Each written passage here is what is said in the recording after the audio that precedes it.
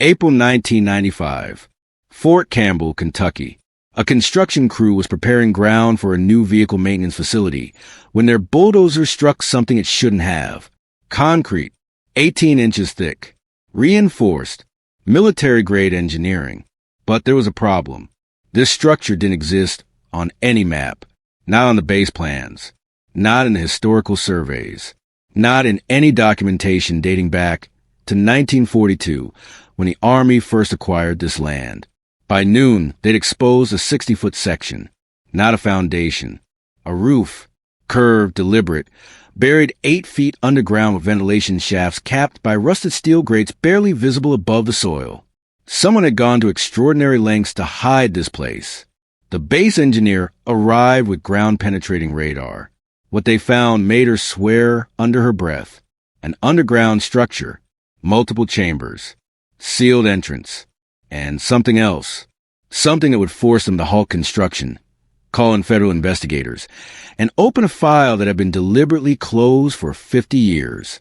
Because when the hillside collapsed that afternoon, when the sealed entrance gave way and a lieutenant named Connor Hayes climbed down into the darkness with nothing but a flashlight, what he found waiting in that concrete tomb would shatter everything the United States Army had told families about how their sons died in World War II. American dog tags, dozens of them, scattered across the floor like seeds. Personal effects arranged as if the men who owned them expected to return, and marks on the walls, desperate scratches, tallies counting days that turn into weeks that turn into months. This wasn't a bunker. It was a prison, and carved into concrete, in letters gouged deep by men who knew they were dying, a message that would haunt Connor Hayes for the rest of his life. Tell my wife I tried. Tell her I didn't give up. What Connor Hayes discovered that day in Kentucky would lead him down a path that exposed one of the most devastating conspiracies in American military history. A conspiracy that reached from a German bunker in 1945 to the highest levels of military intelligence. A conspiracy that cost nearly 1,000 American soldiers their lives, not in battle, but in the silence that followed victory. And at the center of it all was Connor's own grandfather, a carpenter from Pittsburgh who became a staff sergeant, who led 18 men through France and into Germany, who disappeared in April 1945, and who refused to stay silent about what he witnessed, even when that refusal cost him everything. This is the story of the soldiers who survived the war, but not the peace. The soldiers who were buried alive by the very people they trusted to bring them home. And the grandson who spent everything he had to give them back their names. Before we dive deeper, let us know in the comments where you're watching from. We'd love to hear from you. And please subscribe to our channel, and let's keep breathing life into stories that were never meant to stay silent. Now let's continue. To understand what Connor Hayes found in that bunker, we need to go back to April 21st, 1945. The war in Europe was dying. Germany was collapsing. Allied forces were closing in from all sides, and in the chaos of those final weeks, men disappeared. Not hundreds, thousands. Officially, they were listed as killed in action, remains not recovered. A bureaucratic phrase that families learned to hate. It meant no body, no funeral, no grave to visit, just a telegram that said your son, your husband, your father had died somewhere in Germany, and the tactical situation prevented recovery. It was tragic, but in war it was also common. Except it wasn't combat that killed these men. It was something else entirely. Connor Hayes was 32 years old in April 1995. Army Corps of Engineers. 6 years of service. The kind of officer they assigned to construction oversight while others got deployments. He didn't mind. He joined to build things, to fix things. His grandfather would have understood that. Robert Hayes, carpenter before the war, staff sergeant during it, listed as killed in action April 23rd, 1945, during patrol operations near the town of Weimar, Germany. Remains not recovered. Connor's grandmother had died in 1989, still believing her husband had fallen heroically in combat. She'd been lied to. That morning started routine. Grade the land. Prepare foundation. Standard construction on what was supposed to be empty training ground. 9:47 a.m. The bulldozer's blade hit concrete. Connor felt it through his boots before he heard it. That wrong kind of impact that said metal had found something it wasn't supposed to find. The concrete was old, hand-mixed aggregate, surface weathered from decades of freeze-thaw cycles, and it extended in both directions, disappearing under the soil. "This isn't on any of the maps," Connor told his sergeant. "You sure?" "I spent 2 weeks reviewing site plans. Every structure on Fort Campbell is documented. Every building, every bunker, every drainage culvert." Connor pulled his radio. "Call for the base engineer. Because whatever this was, it shouldn't exist." Major Patricia Vance arrived at 1 p.m. with ground-penetrating radar and a 3-person crew. She took one look at the exposed concrete and swore quietly. By 3 p.m., they had the outline. Underground structure, 60 feet long, 20 feet wide, buried 8 feet down. Internal walls, multiple chambers, and an entrance on the eastern end, sealed with concrete poured over what looked like heavy steel doors. "This is a problem," Vance said, studying the printout. "We're going to have to halt construction, get a historical survey team. Environmental assessment. Could be hazardous materials, unexploded ordnance if it's military." She looked at Connor. "Your project just got delayed 6 months minimum." The hillside chose that moment to make the decision for them. Later, engineers would determine it was the vibration from a bulldozer combined with decades of water erosion that had weakened the soil around the entrance. The ground had been slowly failing all morning, and the seal over the entrance, concrete poured in 1947, they'd learn later, had been cracking for hours. Connor heard it like thunder underneath his feet, the ground dropping away, someone shouting, his own voice yelling for everyone to get back. And then he was on his back 10 feet from where he'd been standing, ears ringing, tasting dirt, staring up at the Kentucky sky while a section of hillside collapsed inward. The hole was large enough to drive a truck through. The sealed entrance had given way completely. Steel doors twisted inward, concrete shattered, and behind it all, darkness, deep darkness, the kind that had been sealed away for half a century. Connor got to his feet. His hard hat was gone, blood on his hand from where he'd scraped it on something. But all he could feel was the pull of that darkness, the sense that whatever was down there had been waiting a long time to be found. "Hey, stand down." Sergeant Morrison was shouting behind him. Connor didn't stand down. He climbed over the collapsed earth and dropped down into the entrance. His flashlight beam cut through settling dust. Concrete walls, still solid. Steel support beams running along the ceiling, rusted but intact. A corridor leading deeper into darkness. And on the floor, just inside the entrance, something that caught the light wrong. Metal. Small. Stamped. Connor's hand stopped halfway to picking it up. A dog tag. U.S. Army. The metal was corroded green. The chain broken. But the stamping was still readable in his flashlight beam.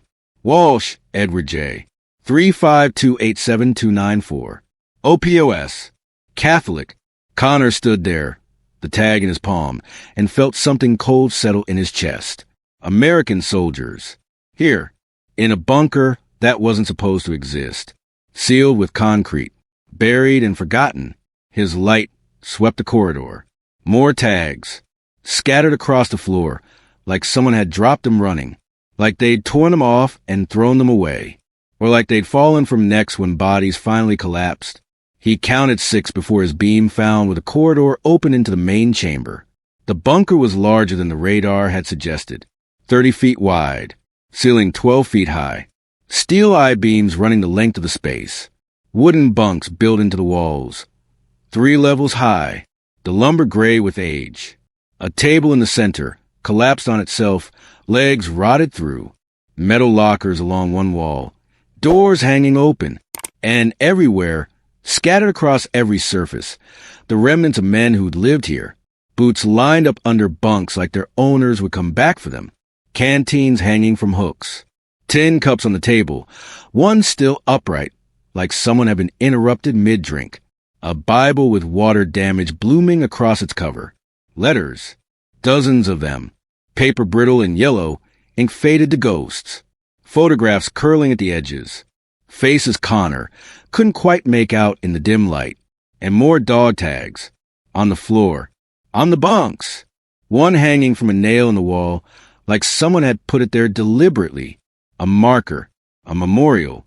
Connor moved through the space like he was walking through a grave. Because that's what this was. Not a bunker. Not a shelter. A prison. The walls showed it. Scratches in the concrete. Long gouges where something metal had been dragged back and forth. Marks where men had counted days.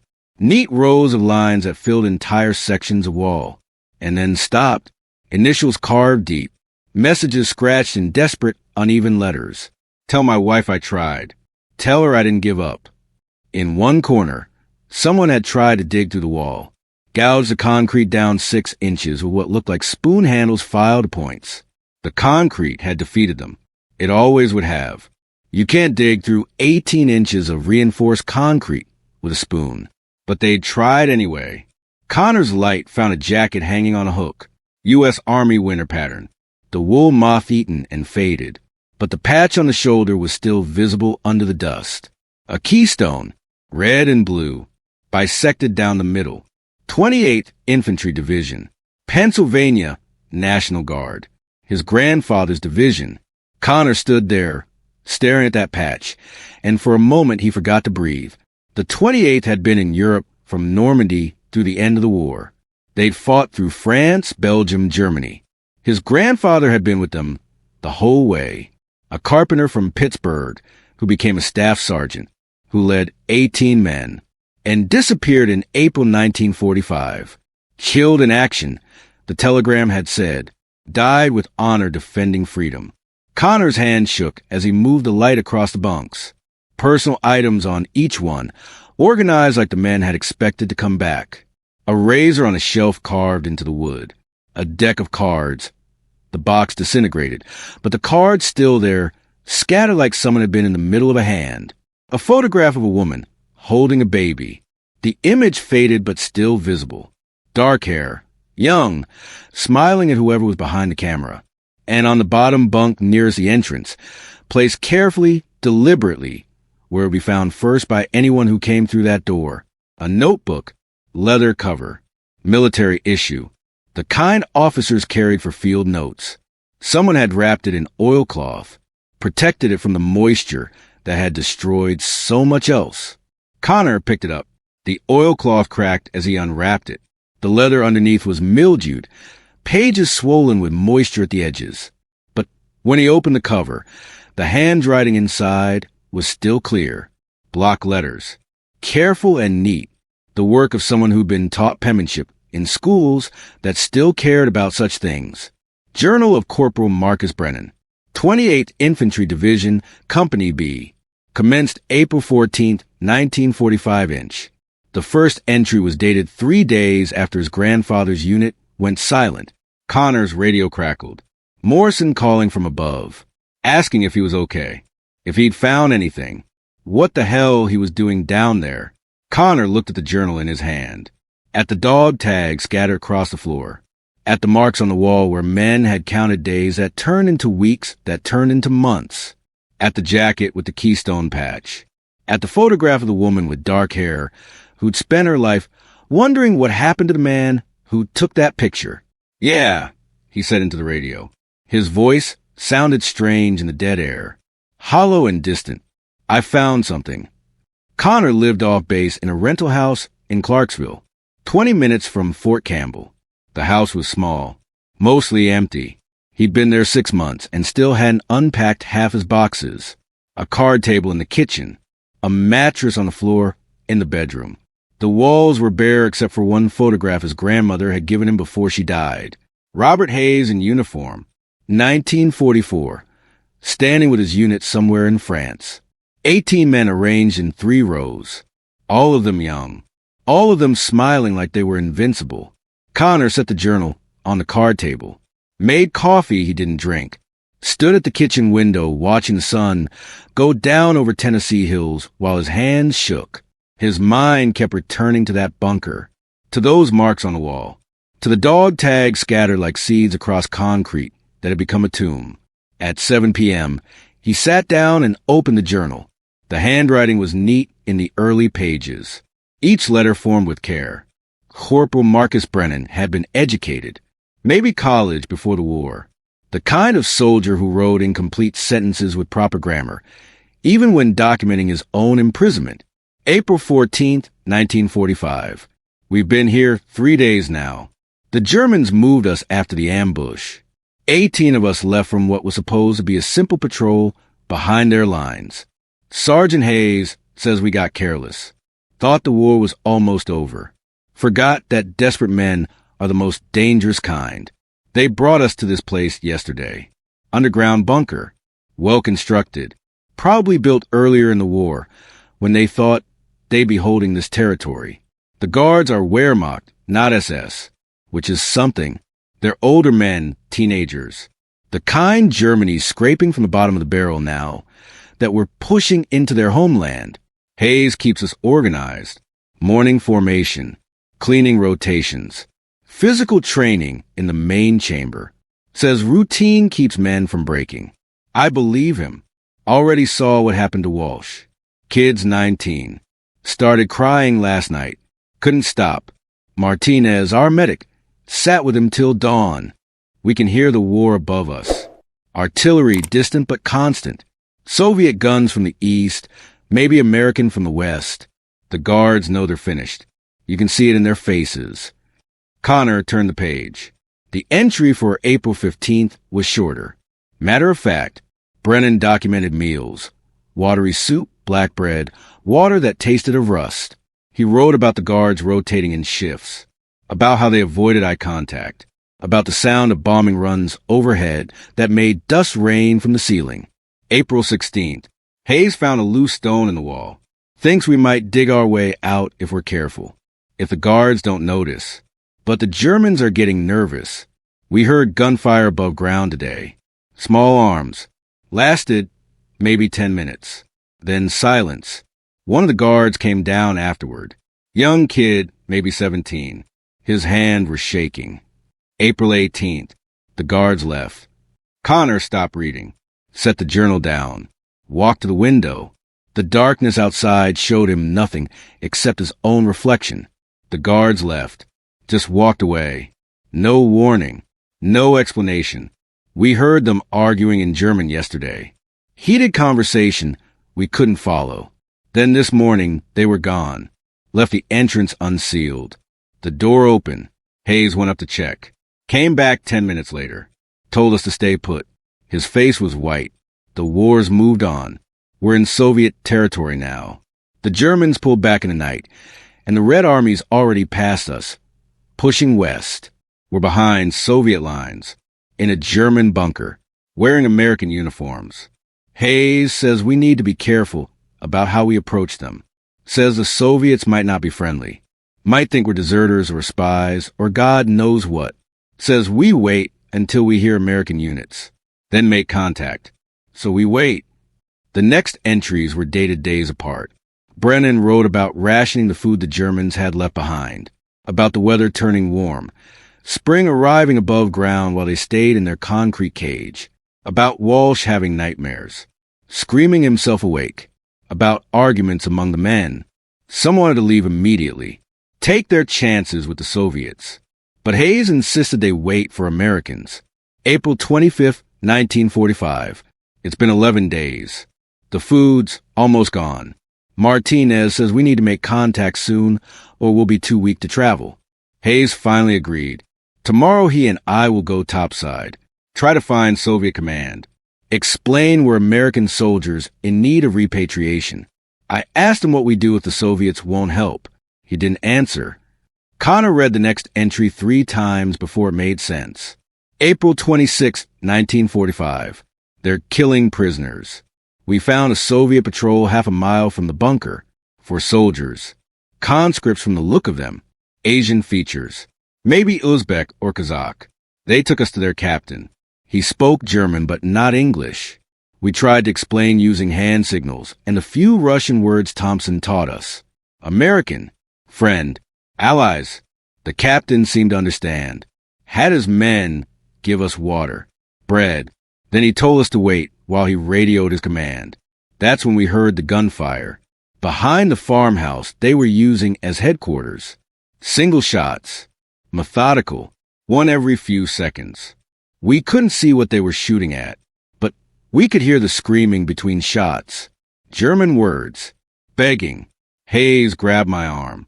Told me not to react. Not to show anything on my face. The Soviet captain was watching us. The shooting stopped after maybe 20 shots. Then silence. Then we heard a bulldozer start up. The captain came back 10 minutes later. Very polite. Said we have to wait for orders from higher command about repatriating American prisoners. Said it might take a few days. Communications were difficult. Everything was chaos with the German surrender coming. Said we should go back to our bunker. Safer there. He'd send word when they got instructions about what to do with us. We walked back in silence. Didn't talk about what we'd heard until we were underground again. Door closed. Alone in the dark. Hayes made us all swear we'd say nothing about the shooting. Said it didn't matter. Probably just Wehrmacht soldiers who'd fought to the end. Said we don't know the whole story. Don't know what those Germans did. Maybe they deserved it. But his hands were shaking when he said it. And when Walsh asked if we were going to try again tomorrow, try to find different Soviets to take us to American lines, Hayes said no. Said we wait for the Soviets to come to us. Said we keep our heads down, and we don't make trouble, and we pray the Americans find us first. Connor stood up, paced the small kitchen. Outside, Clarksville was dark, quiet, normal, people having dinner, watching television, living their lives without knowing that 50 years ago, 18 American soldiers had heard Soviet troops executing prisoners and realized they were trapped behind lines controlled by an army that might not let them go home. He sat back down, kept reading. The entries became shorter. Brennan documented each day with clinical precision. Soviet patrols passing near the bunker. The men staying inside. Staying quiet. Food running out. Martinez trying to keep everyone healthy on near-starvation rations. Walsh getting worse. Talking to himself. Hayes having to restrain him during the night. May 3rd, 1945. Germany surrendered yesterday. We heard it from Soviet soldiers celebrating above ground. Singing. Gunfire into the air. Hours of it. The war in Europe is over. We should be going home. Hayes won't let us leave the bunker. Says we wait for official word. For American forces to arrive. For someone to tell us it's safe. Some of the men are arguing with him now. Thompson says we can't hide here forever. Says the Soviets are our allies. Says we're being paranoid. But Hayes heard what we heard, saw what we saw, and he says no. May 8th, 1945. V-Day, the official end. Europe is free. We're still underground. Food been gone for 3 days. We've been drinking water from a stream that runs past the bunker, but Martinez says we're all getting weaker. Walsh can barely stand. 2 others are sick with dysentery. We need medical attention. We need food. We need to get out of here. Hayes finally agreed. Tomorrow, he and I go out again. Find Soviets. Explain we're American soldiers who need help. There's no reason they'd keep us. The war is over. Everyone wants to go home. Everyone. Connor turned the page. The entry for May 9th was written in different handwriting. Shakier, less controlled. The ink smeared in places like Brennan's hand had been sweating. May 9th, 1945. I'm writing this with Hayes sitting next to me. His hands are bandaged. I had to help him hold the pen. We went out this morning. Found Soviet positions a mile east. Larger force than before. Maybe a whole company occupying what used to be a German supply depot. We approached carefully. Hands up, calling out in Russian that we were Americans. They brought us to their commander. Major, maybe colonel. Hard to tell the insignia. He spoke English. Educated. Moscow accent. Asked what we were doing here. Why we hadn't reported to Soviet command earlier. Why we were hiding in a bunker like criminals. Hayes explained. Captured by Germans. Liberated by accident. Trying to get back to American lines. The colonel listened. Nodded. Said he understood. Then he asked what we'd seen. Hayes said nothing. The colonel asked again. What did you see? What did Soviet forces do? Did you witness anything unusual? Hayes stayed quiet. The colonel smiled, said it was important we tell the truth, said there were criminals among the German prisoners, SS officers, war criminals who deserved justice, said if we'd seen Soviet forces administering justice, that was a good thing. That was proper. Hayes said we hadn't seen anything. The colonel stopped smiling. He called in 2 soldiers, had them hold Hayes's arms. Then he took Hayes's right hand and bent his fingers back until 2 of them snapped. Hayes didn't scream, didn't make a sound, just stared at the colonel. The colonel asked again, "What did you see?" I broke, told him everything. The farmhouse, the shooting, the begging, the bulldozer. Told him we'd heard it all, that we knew what happened. The colonel nodded, said that was honest, said honesty was important between allies. Then he broke 3 of Hayes's fingers on his left hand, said these things we'd witnessed, they were complicated, said the Americans wouldn't understand the necessities of the Eastern Front, the justice that needed to be done, the debts that needed to be paid.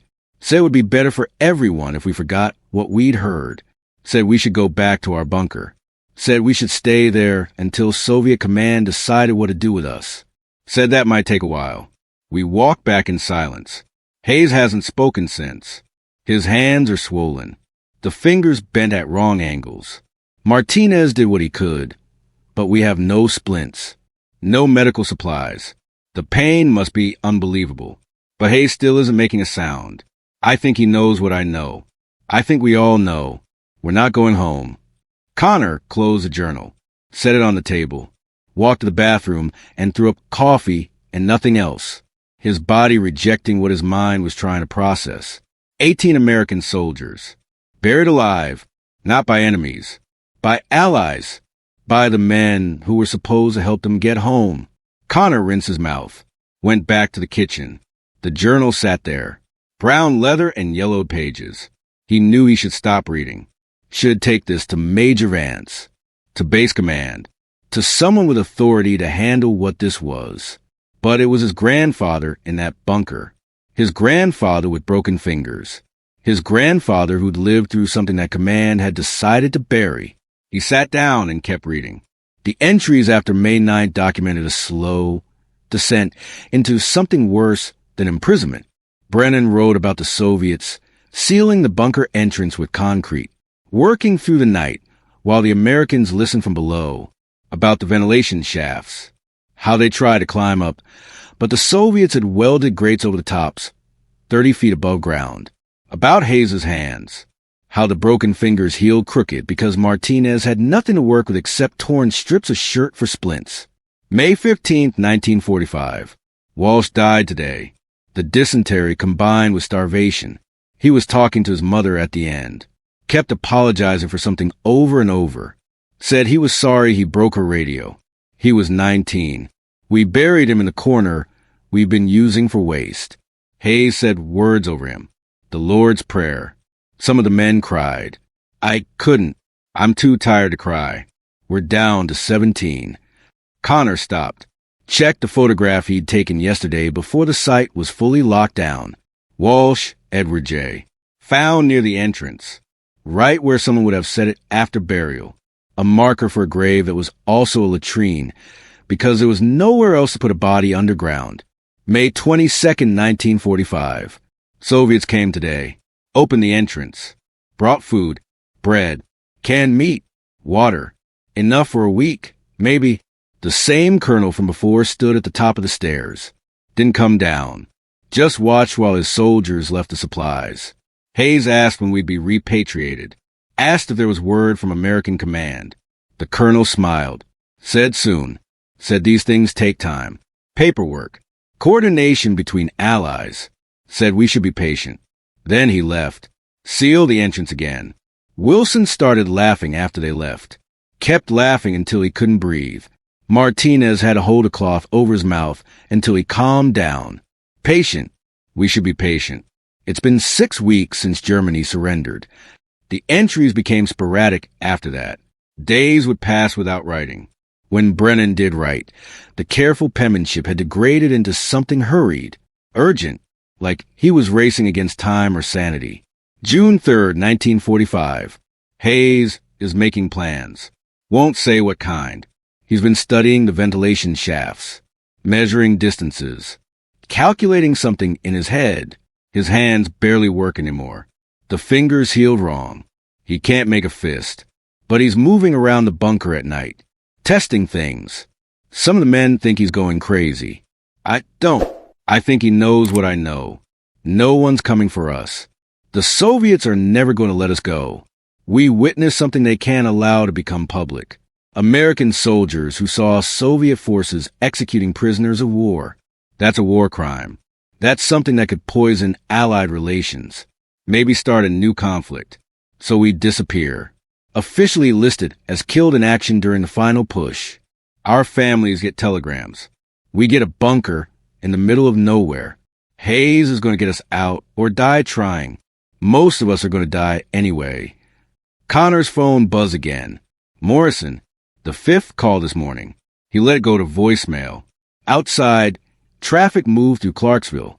Normal Tuesday. People go to work, to school, to lives that didn't include reading about American soldiers being buried alive by their own allies. June 8th, 1945. 3 more dead. Starvation. Sickness. We've been eating one meal every 2 days. Try and make the supplies last until Soviets come back. But they haven't come back. It's been over 2 weeks. Hayes says that's deliberate. Says they're waiting for us to die. Easier than execution. Starvation leaves no bullet holes. No evidence of murder. Just American soldiers who got lost in the chaos of war's end and died before anyone found them. He's right. I know he's right. We're down to 14. June 10th, 1945. Martinez is organizing the strong ones for Hayes' plan. 6 of us can still stand. Still think clearly. The rest are too weak. Too sick. They'll stay below. Hayes is going to use the ventilation shaft. We've been working on the grate, using spoons file to points, scraping at the welds. It's taking days, but we're making progress. Once we're through, someone climbs up, gets out, finds American forces. Or tries to. The Soviets might be watching. Probably are watching. But Hayes says we're dead if we stay here. Might as well die trying. He can barely hold a spoon with his broken hands. But he's been scraping at that grate for hours every night. I think he blames himself for all of this. For getting us captured. For not leaving sooner. For trusting the Soviets. He doesn't say it. But I can see it in his face. He's going to get out or kill himself trying. The next entry was dated June 12, 1945. The last entry in the journal. The handwriting was barely legible. Scratched across the page like Brennan had been shaking. June 12, 1945. They came back. We were working on the shaft when we heard vehicles above. Soviet trucks. Heavy equipment. Hayes told us to get down. Stay quiet. But they weren't interested in us. They were bringing more prisoners. We heard them. German voices. Begging. Pleading. And then gunfire. Methodical. 1 shot at a time. Over and over. Must have been 50 people. Maybe more. Execution by firing squad. Except there was no squad. Just one shooter taking his time. It lasted an hour. When it was over, we heard the bulldozer. Burying them right above us. Burying German prisoners in a mass grave in the middle of nowhere. Hayes put his hand over Wilson's mouth. Wilson was trying to scream. We all wanted to scream. But we stayed quiet because the Soviets don't know we're here anymore. They've forgotten about us. Or they think we're already dead. Either way, we have a chance now. A slim chance. Hayes says we go tonight. The shaft is almost open. We get out. We move fast. We head west. We find Americans or we die trying. I'm writing this in case we don't make it. In case someone finds this bunker years from now and wants to know what happened. We're American soldiers. 28th Infantry Division. We didn't desert. We didn't abandon our duty. We got captured and we survived, and we tried to get home. But our own allies buried us. Tell our families we tried. Tell them we didn't give up. Corporal Marcus Brennan. Signing off. That was it. No more entries. Connor turned the remaining pages, but they were blank. He sat there for a long time, staring at that last line. Tell our families we tried. His grandmother had died believing her husband was killed in action in Germany. Died believing he'd fought bravely and fallen honorably. The telegram from the War Department had said as much. Staff Sergeant Robert Hayes, killed in action April 23rd, 1945 during operations in Germany. The nation honors his sacrifice. Except Robert Hayes hadn't died in April. He'd survived. He'd been captured, imprisoned, tortured by allies, sealed underground, and left to starve. And on June 12, 1945, he tried to escape. Connor didn't know if his grandfather had made it out of that shaft. Didn't know if he died climbing, died running, or died somewhere in the Kentucky wilderness after Soviet bullets found him. But he knew one thing for certain. The Army had lied. The War Department had lied. Someone in command had decided that 18 American soldiers were expendable, that whatever they'd witnessed was too dangerous to acknowledge, and that their families deserved nothing but a telegram full of noble lies. Connor's phone buzzed. Vance this time. He answered. Hayes, where the hell are you? Home. Sick. Get to base now. The Criminal Investigation Command is here. They're taking over the bunker site. Want to interview everyone who went inside yesterday. That includes you. She paused. They're also asking about missing evidence. A journal. Someone saw you carrying something when you came out. Connor looked at the journal on the table. Evidence of war crimes. Evidence of conspiracy. Evidence that would destroy careers, ruin reputations, maybe start an international incident even 50 years later. I don't know anything about a journal. Connor, don't do this. Whatever you found, turn it over. Don't throw your career away.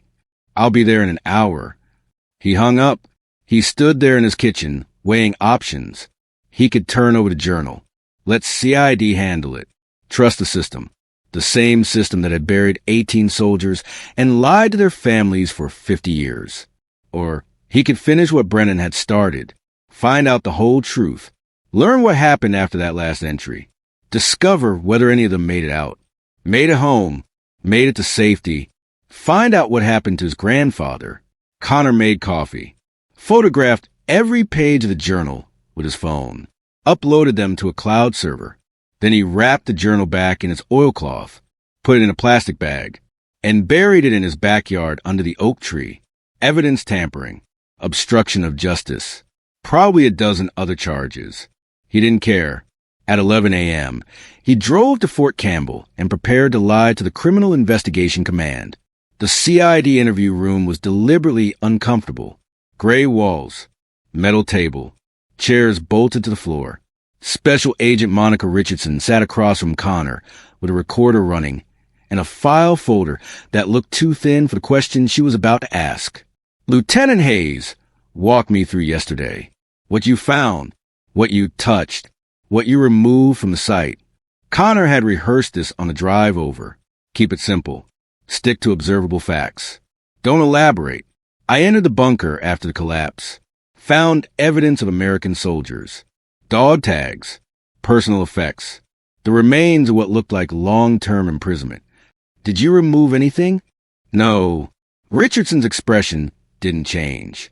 We have a witness who says you were carrying something when you exited. A book or notebook. I was carrying my field notebook. Standard issue. I was taking notes on the structural integrity. Can I see that notebook? It's in my office.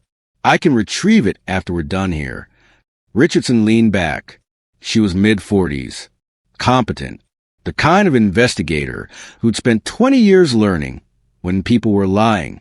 Connor kept his face neutral. You understand the sensitivity of this discovery? 18 American soldiers deceased in an undocumented structure on U.S. military property. This is a potential war crime. Evidence needs to be preserved. Chain of custody maintained. She leaned forward. If you removed anything from that site, now's the time to say so. I didn't remove anything. They stared at each other. Richardson finally nodded, made a note in her file. All right, tell me what you observed inside. Connor spent the next hour describing the bunker, the layout, the personal effects. the marks on the walls. He didn't mention Brennan's journal or what it contained. Didn't mention Soviet involvement or executions or broken fingers. Just stuck to what CID would find when they processed the site themselves. When Richardson finally let him go, Connor walked straight to base archives. The Army kept records on everything. Personnel files, unit histories, casualty reports. If his grandfather's unit had been listed as Kia in April 1945, there would be documentation, orders, after-action reports, witness statements, something that explained how 18 men disappeared and why the Army had declared them dead. The archives occupied a climate-controlled building near base headquarters. Staff Sergeant Carol Winters ran the place, a woman in her 50s who'd been managing Army paperwork since before Connor was born. Need to pull some records. World War II era, 28th Infantry Division. Winters looked at him over her reading glasses. This about the bunker? Word traveled fast. Yes. CID was already here. Pulled everything related to casualty reports from April 1945. Sealed it all. Investigation in progress. Connor's jaw tightened. There's got to be other records. Unit histories. Personnel files. Operational reports. Those aren't sealed yet. She paused. What specifically are you looking for? Staff Sergeant Robert Hayes. Killed in action. Supposedly April 23, 1945. I need his casualty report. The witness statements. Anything that documents how he died. Winters stood up, disappeared into the stacks. Connor waited, watching dust drift through sunlight, wondering how many secrets were filed away in buildings like this. How many lies preserved on acid-free paper, organized by date and catalog number, waiting for someone to dig deep enough to find the truth. Winters came back with a box. Personnel file for Robert Hayes. Casualty documentation. Unit history for Company B, 28th Infantry. She set it on the table. You've got 2 hours before I have to lock up. Connor opened the personnel file first. His grandfather stared up at him from a black and white photograph. Young, serious, wearing the uniform with careful pride. Born 1917, Pittsburgh, Pennsylvania. Enlisted in 1942. Carpenter before the war. Promoted to Staff Sergeant March 1945. The casualty report was 1 page. Typed, official, stamped with War Department seals. Staff Sergeant Robert Hayes. Serial number 3318547. Company B, 28th Infantry Division. Killed in action April 23, 1945. During patrol operations in the vicinity of Weimar, Germany. Remains not recovered due to tactical situation. Next of kin notified May 3, 1945. Remains not recovered. That was the phrase they used when bodies were lost. Destroyed. Unidentifiable. It explained why there had been no funeral, no grave, nothing for his grandmother to visit except a name on a memorial wall. Except it was a lie. The remains had been recovered. They'd been sealed in a bunker and hidden for 50 years. Connor photographed everything with his phone. The casualty reports, the roster, the after-action report. Then he kept digging. The box contained letters. Official correspondence between Company B's commander and higher headquarters discussing the lost patrol. Connor read through them, looking for anything that didn't fit the official narrative. He found it in a letter dated May 15, 1945, a week after Germany surrendered. From Captain Theodore Walsh, Eddie Walsh's father, Connor realized. To the War Department. Sir, I am writing to request clarification regarding my son, Private Edward J. Walsh, reported killed in action April 23, 1945. I have received information from another family member of the patrol that there may be confusion about the circumstances of the casualties. I am requesting any additional information available about my son's death and the disposition of his remains. The response, dated June 2, 1945, was brief. Dear Captain Walsh, the War Department confirms that your son, Private Edward J. Walsh, was killed in action during combat operations in Germany. Due to the tactical situation at the time, remains could not be recovered. The department extends its deepest sympathies for your loss. No further information is available. No further information is available. The bureaucratic wall. Connor kept reading. Captain Walsh had written again. And again. 5 letters over the next 3 months. Each one more desperate. Each one asking the same questions. Why were there no witness statements? Why had no one from the patrol survived to describe what happened? Why was the War Department refusing to provide details? The final letter was dated September 1945. Sir, I have now written 5 times requesting information about my son's death. I am a career officer with 20 years of service. I have connections throughout the Army. I know how casualty investigations work. I know when something is being hidden. I am formally requesting a full investigation into the circumstances surrounding the patrol of April 21st, 1945, and the deaths of 18 men from Company B, 28th Infantry Division. I have reason to believe these men may not have died as reported. If I do not receive a satisfactory response, I will take this matter to Congress. The response came from a colonel in the War Department. Different tone. No sympathy. Just facts. Captain Walsh, your requests have been reviewed. The circumstances surrounding your son's death are documented and confirmed. The patrol was ambushed, sustained casualties, and the tactical situation prevented recovery of remains. This is a tragic but common occurrence in combat operations. Further inquiries into this matter will be considered insubordinate and potentially harmful to Army morale during the demobilization period. The matter is closed. Any further correspondence regarding this issue will result in disciplinary action. They threatened him. An officer asking questions about his own son's death, and the War Department had threatened him into silence. Connor photographed the letters, kept digging, found similar correspondence from 2 other families, both shut down with the same bureaucratic wall, the same subtle threats. Then he found something that made his blood go cold. A memorandum dated July 15, 1945. Classified secret, though someone had stamped it declassified in 1995, just 3 months ago, right after the Cold War documents started opening up from the Office of Strategic Services, the OSS, precursor to the CIA, to the War Department.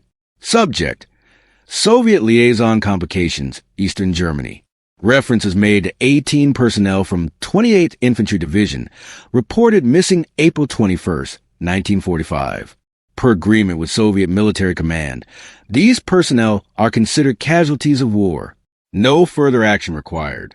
All inquiries to be directed to OSS for coordination. Classification: secret.